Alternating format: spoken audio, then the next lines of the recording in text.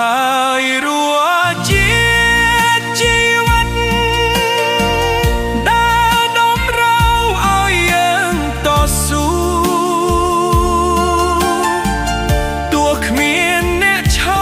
មើលសាទរក៏ត្រូវតែបន្តដើរទៅមុខផ្លូវមួយនេះងងឹតបន្តិចដែលជាការពិតដែលមិនអា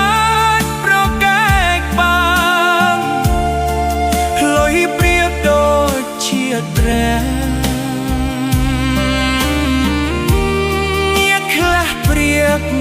ដោយខ្ញុំមកហួពេលយើងគ្មានអ្វីអូវាអត់នេះវាអត់កែលើចឹង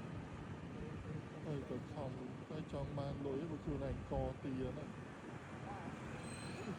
វាកទៀឲ្យទៅហៅស៊ីចាគេមិនឲ្យលុយយើងដើម្បីមកយកកទៀណា